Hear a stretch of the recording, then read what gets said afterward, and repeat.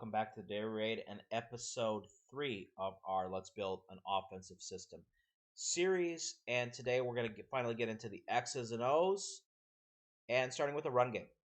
And we're going to be starting with the most basic building blocking scheme in my opinion, and that is the inside zone. I've said it before and I'll always say this: you can build an entire run game around just this one blocking scheme if you know how to utilize different backfield actions and augment it with tags, etc. You could build a really dynamic run game with just one scheme. But it starts with the rules of inside zone, so let's get into that. So this is how I teach my inside zone rules. It can vary, but this is how I have found is an effective way to convey the rules and understand it for my players. And the way that I teach it is every player is responsible for the gap, or the zone that is created from my backside shoulder to the backside shoulder of the person next to me, or the gap next to me. So if we're going to run inside zone to the left here, my right tackle is going to be taking his left foot, putting it down the middle in a flat step down the middle of the defensive tackle here, opening his toes to a 45-degree angle, and then he's going to be engaging the left half of the defensive tackle with his inside hand down the middle, his outside hand on the outside, or left hand down the middle, his right hand on the outside, either on the shoulder or on the rib cage, depending on where he's set up. My right guard in this situation, he is covered to the backside. Now, we're not going to step into the double team or turn our shoulders towards that defensive tackle. We want to climb through him. So my right foot, again, is going to be looking to split that inside leg of the defensive tackle. And again, huddle sometimes is hard to really show how it is, but he should be climbing more vertically. This is creating the double team. We have two hands here. We have one hand here. We get the angle of the block, hopefully going in a direction like this. And this is going to allow, in this case, our guard to release and climb to the linebacker depending on the angle that the linebacker takes. We would have a similar setup here with our nose and our center and our left guard, creating the double team, climbing to the linebacker there. And then we would have our play side tackle with a one-on-one block here. This is a basic inside zone blocking scheme to the left. Same thing going to the right, obviously. The important thing for me here is we want to create both horizontal and vertical push.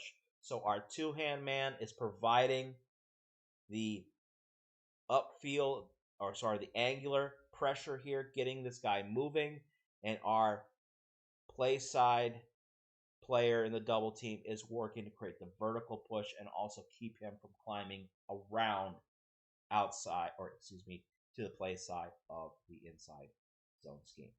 All right, so within this scheme, I utilize inside zone with 4 different plays in my blocking scheme, or in my playbook, excuse me. We're going to start out here with just a basic inside zone play. I would call this 11. Okay, so this is inside zone to the left. Our backfield action. My running back is going to be taking a couple of shuffle steps to get as close to the midline as he can. Then he's going to be going downhill towards the play side shoulder of the center. My quarterback is going to step downhill with his play side foot. You want to think of a cross here at the feet of the running back, or feet of the quarterback. He wants to step forward into the upper left quadrant of that cross. He wants to hinge his foot over to create space for the running back to come down as close to the midline as possible. And the running back is then going to read A gap to A gap.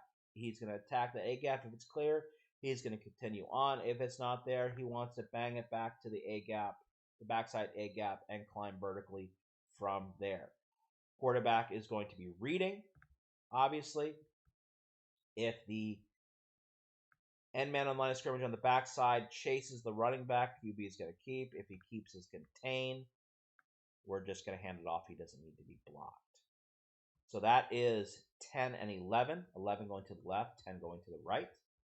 The next inside zone scheme play that we're going to be doing here is my 12-13. This is your veer. So we're going to be running this here to the strong side. So we're going to create a double team right here. In this case, my right guard is the two-hand man. My right tackle is the one-hand man. And we're going to carry that double team working this way. Again, we're working a double team on the back side here. Again, creating the same climb.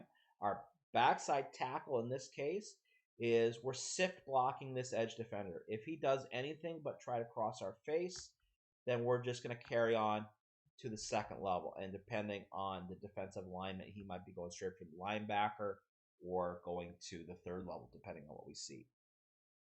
Our quarterback and running back. My running back is, and his alignment's a little bit off here. He should be 1 yard off, 1 yard back from the quarterback. He is going to open up with his play side foot slightly outside of the play side shoulder of the guard, and he is going to continue to go downhill through that shoulder.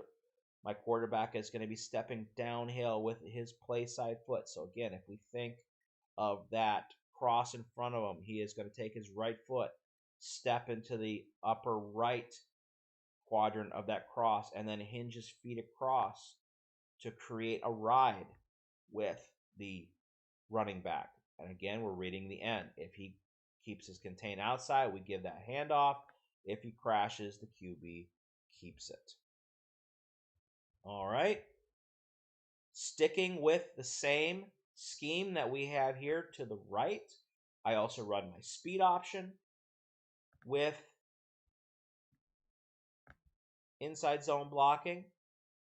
This would be 16-17, so this would be 16 in this case. Quarterback is attacking downhill at the edge defender on the play side. And simple give, keep, read. If he contains the QB, we pitch it. If he contains the running back, we keep it. I like to maintain as wide of a pitch relationship here as possible. I'd say minimum 4 yards. I would like 6 to 7. Get that out as wide as possible. Also need to make sure that we get some really good blocks here by our slot receiver. If we get in a situation here where this guy is difficult to read, or we have problems blocking this flat defender, we'll move the read outside and we'll read the flat defender. But normally we can just give it here on the speed option. We can just read the play side end. All right, so the last one that I want to go through is a same side inside zone.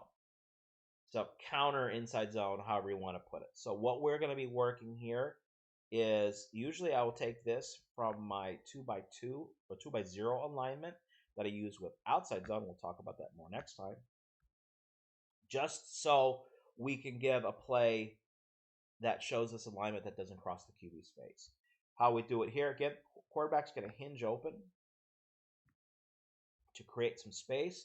My running back is going to take a slight step back with his, going to open up his hip with his play side foot into the mesh, and then he's going to look to cut back. And again, we would be using inside zone to the left, or excuse me, to the right in this case. So this would be 14, 15 going the other direction. And in this case, we're being caught in a not a very good defensive alignment for us. So we would actually have base block here.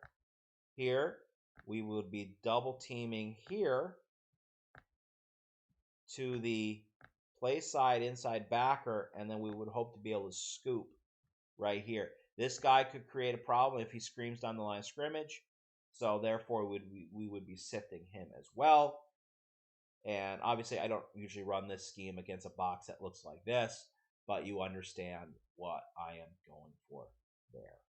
All right, so those are 4 basic inside zone plays that you can run with the same blocking scheme to attack downhill, off tackle, outside, and misdirection.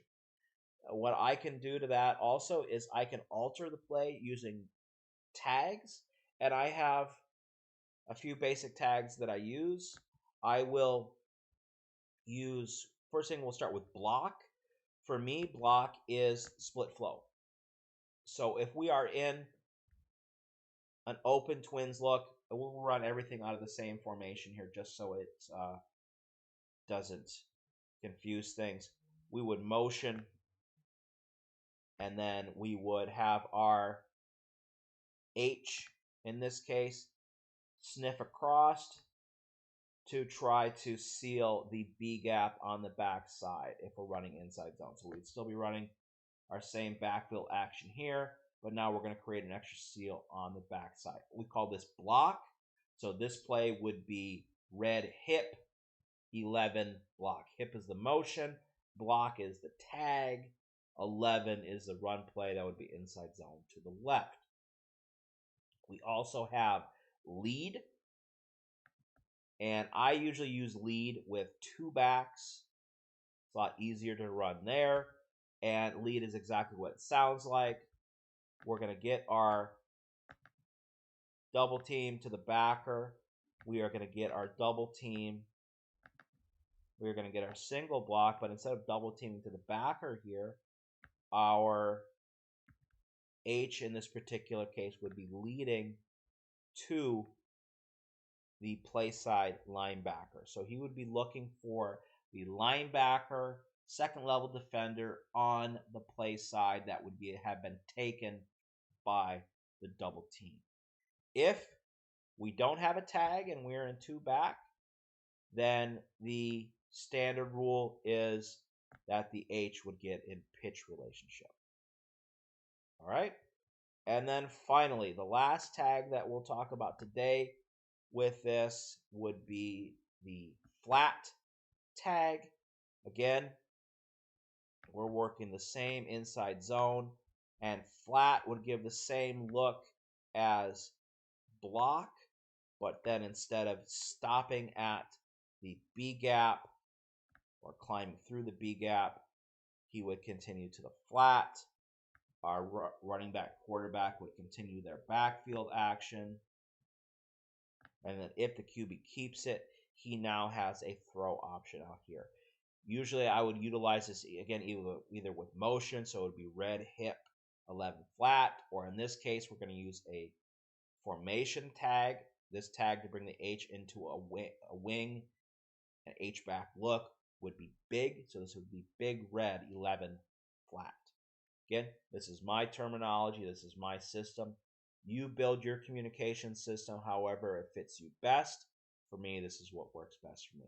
So as you can see here, and we can use these tags on a lot of different plays, I not only have multiple ways to utilize the inside zone scheme, I have multiple ways that I can utilize the same backfield action and get different results and give different looks to the defense without having to overcomplicate things for my guys. In situations like this, the players who run the tags are the ones who need to know what the tags do. Everybody else, they look at the play call and they know what part of the play call works for them. In offensive linemen, they just hear the play call or the play, the number. Receivers know where they are in the formation. That tells them where to block. We keep things simple, and the simpler things are, the more we can add to them without overcomplicating things. All right, so that's the inside zone. Tomorrow we're going to be talking about the outside zone and the wide zone and working to get our defenders covering sideline to sideline in the run game and utilizing the entire field in the run game. But that's next time. Thank you for watching today, and we'll see you next time.